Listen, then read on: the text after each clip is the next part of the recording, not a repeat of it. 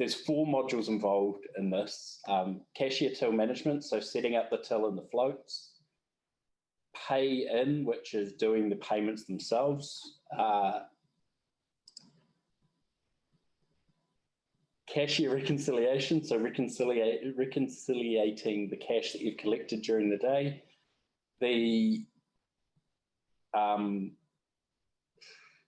And bank deposit. That's 4. Yes, I counted 4. And bank deposit at the end. So that's where the supervisor or whoever does the cash count up at the end of the day counts the total cash and checks ready for depositing into the bank from all of the reconciliations that have been completed during the day. Now, fair warning, I'm going to have to set up some data as I'm going because it's done on a daily, all the big ones are done on a daily basis. So the first part is cashier till management. There are things to note. So it's used for setting up the tills and the floats. Each cashier has their own till. They can have multiple tills in a single day, but you can only have one open at a time. So if you finish your till at lunch and then go out and then come back and get a new till after lunch, that process can be done through the system, but you have to close the first till and open a new till after that to carry on the process. You can't open a new till while your old till is still open. You can also open tills at separate sites, so you're not stuck on your own site for your till. So if you work as a cashier at multiple sites, you can run a till at one site, close that till, then the next day, say you're at a different site, you can open a till at that site as well. But again, you can still only have one till open at a time. You can't have a till open at 2 offices at the same time. That wouldn't work. So my understanding is this is a specific module for Guyana and built to your requirements. So again, this is the first time, well, not today, but Guyana is the first time I've used this. So sometimes I may get caught out every now and then, but we'll go through and I do know what I'm doing, so we're good. So the first thing to note, when you open the screen for the first time, it is blank. And you filter to bring up the list of cashiers. So this will show a list of all the cashiers in the system and their default site so that you can go down and find where they're at and open a till for them. So I'm going to deal with opening my own till, noting that the permissions don't actually generally allow me to do that, but I have got those special permissions so that I can do my own things and process the whole thing from start to finish as well.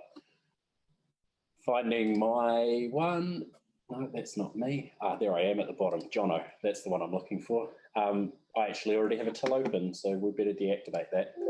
Okay, so starting at the beginning of the process, when you're setting up the tills, you would come in here, find the person whose till you are processing, and click on their name, and then over this side you can see their current setup, what sites they have available. So this lists all the sites that the person is able to have a till at.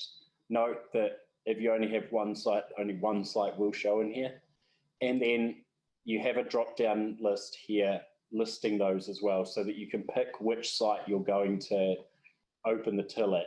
Also, I should have shown that as well. I'll do it after this. So I'm going to activate my till at head office because that's where I'm working right now. The only thing I need to complete after selecting the site is the float amount. So I'm going to say my float is $1,000 and activate. Now that it's active, it tells me that it's been activated and I can click OK. Now if I go to another site, for example, Artica, you can see here it shows that this till is non-active because I don't have an open till at that site. But if I click activate to try and open one, it tells me that there is another active till for this cashier at a different site. Please close that till before activating another one.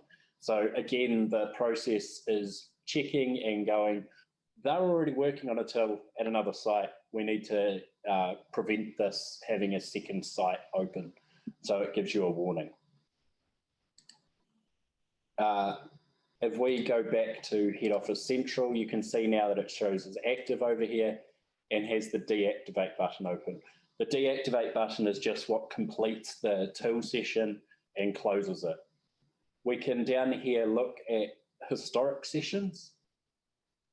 So you saw on default the arrow was like this. If you just click on this little arrow, it pulls it down, and this is where the historic sessions are stored. So we can filter it. I have to give a parameter. Fine. Let's look at non-active. Is that enough? There we go. So you can see here that I have had only 4 till sessions according to this. I know I've had more, so my database has had to clean at some point. So you can follow a progress of all the times that somebody's had a cashier has had their till open, and the dates it was open for. So generally this would be 1 day because you're not going to have a float open for multiple days, and you'd be able to track the process of when they've had a till and at what site they've been working on that day, and the float that was given to them beforehand as well. This to process payments, a cashier must have a till open. Without a till open, they can't enter any payment. So I'm just going to deactivate my till again, just to show this. So my till is deactivated. We can see username Jono has a non-active till. Just confirming down here, I am logged in as Jono. So if we click payments now and go to the pay in screen and select a tin and start trying to make a payment.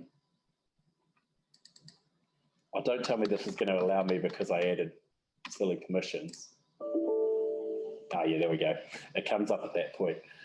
So it prevents you completing the payment because you don't have an active till for the site you're currently logged in as into. Please contact your manager for assistance. This also will give a warning if you're logged into one site and your till's at another site. So it's a double check to make sure that your cashiers are logged into the correct site so that their payments are tracking to the right site as well, because that becomes important later on in the process as well.